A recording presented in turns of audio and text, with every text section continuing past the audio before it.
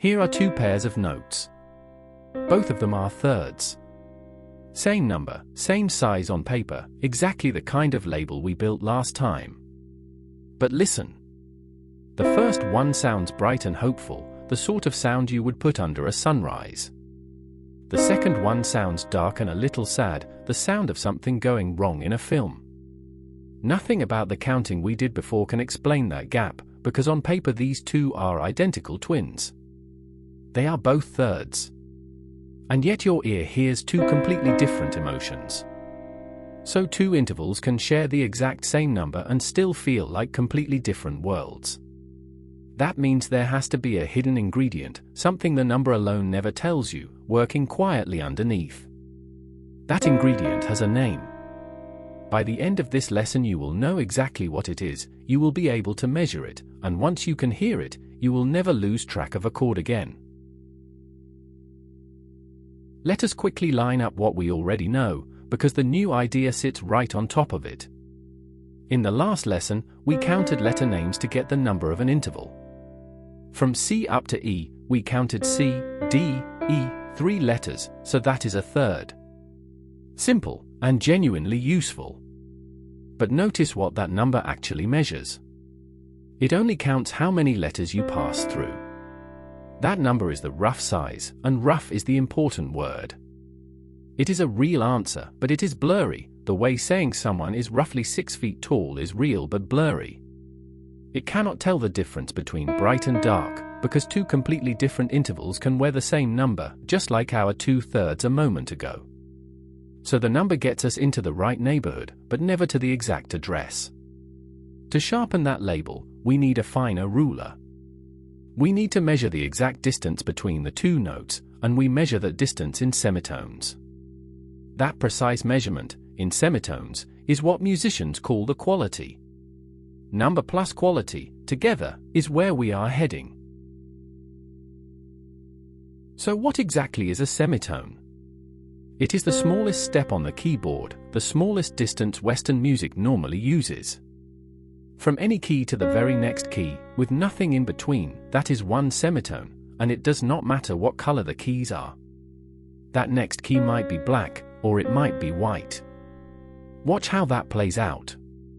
C up to C sharp is one semitone, white key to black key.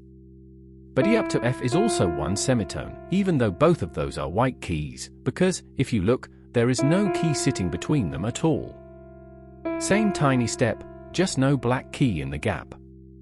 That is why simply counting white notes will fool you. Now here is the trick that makes everything click into place. Take your starting note, your root, and call it 0. You are not skipping it, you are planting your flag on it. Then number every single key as you climb, black and white alike, 1, 2, 3, and keep going, all the way up. When you reach 12, something lovely happens. You have arrived at the octave, the very same letter you began on, only higher. 12 semitones, top to bottom, from a note to its own octave. That ladder of numbers, 0 at the bottom and 12 at the top, is the ruler we will use for the rest of this lesson. Every interval you will ever name is just a rung on it. Let us put the ruler to work on those 2/3 from the very start of the video. Begin on C, our 0, and walk up to E, counting every key as we go, not just the white ones. C sharp is 1, D is 2, D sharp is 3, E is 4. For semitones from bottom to top. That distance, for semitones across a third, is a major third. Hold that picture. Now keep the bottom note, C, exactly where it is, but slide the top note down by one key, to E flat instead. Count the climb again.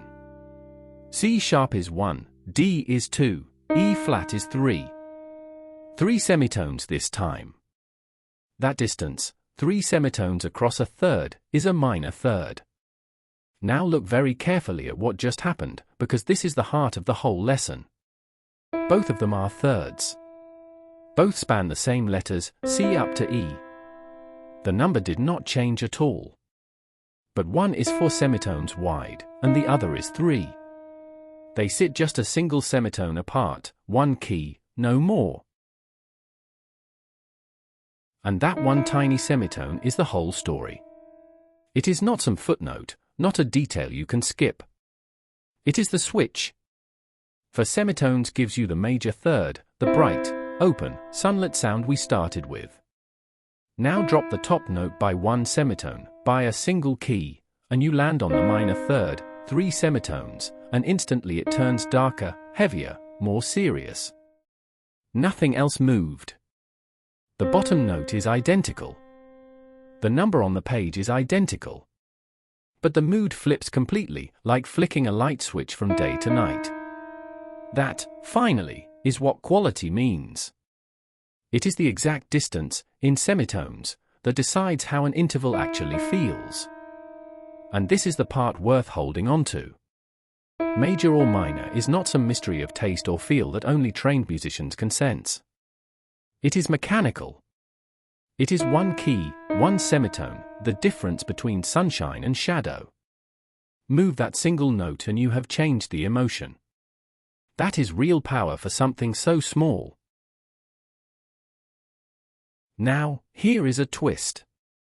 Not every interval gets to make that choice between bright and dark. Some of them refuse to play the major or minor game at all. We call these the perfect intervals, and there are exactly 4 of them. The first is the unison, where both notes are the same pitch, a distance of 0, the same note sounded twice. Next, the perfect fourth, 5 semitones up from the root. Then the perfect fifth, 7 semitones up, probably the most rock-solid sound in all of music. And finally the octave, 12 semitones, the note doubled at the top of our ladder. These 4 are the structural pillars of music, the beams the rest of harmony hangs from. They sound so stable, so locked in and agreeable, that there simply is no bright version and no dark version of them. They do not bend. You either have a perfect fifth, or you have altered it, pushed it out of shape, into something else entirely with a different name. There is no minor fifth waiting next door for you to slip into. The perfect ones do not switch. They simply stand on their own. Every other interval, though, is flexible, and this is where that one semitone switch comes back to do all the work. The flexible ones are the seconds, the thirds, the sixths, and the sevenths. Each of these comes in 2 flavors, a major one and a minor one, and as you would now completely expect, the 2 versions always sit exactly 1 semitone apart. Let us run the whole family quickly. A major second is 2 semitones, a minor second is 1. A major third is 4 semitones, a minor third is 3, the very pair we have been studying. A major sixth is 9 semitones, a minor sixth is 8. And a major seventh is 11, a minor seventh is 10. Notice it, every single time. The pattern never breaks. In every pair, the major version is always the wider, brighter one, and the minor version is always exactly 1 semitone tighter, and a shade darker. So you do not have to memorize some intimidating chart of names. Learn that single rule, major sits 1 semitone above minor, and you can place every flexible interval yourself, on the spot, from nothing but the count. So let us put the 2 halves together, because together they are the whole point. The number tells you the rough size, counted in letters, the neighborhood. The quality, measured in semitones, tells you the exact distance, the precise address, and whether the interval leans bright or dark. 2 pieces of information, and between them they leave nothing out. Say both, out loud, major third, perfect fifth, minor seventh, and you have named an interval completely, with nothing left to guess and nothing ambiguous. That is the full toolkit, and it is genuinely all you need to label any interval inside an octave. But naming is only half of music. Next time, we will lay out all 12 distances on a single map, so you can see the whole landscape at once. We will meet the strangest, most restless interval of them all, the one sitting dead in the middle of the octave, with a reputation that goes back centuries. And then we will start training your ear so you can recognize each one the instant you hear it, in any song, without counting at all.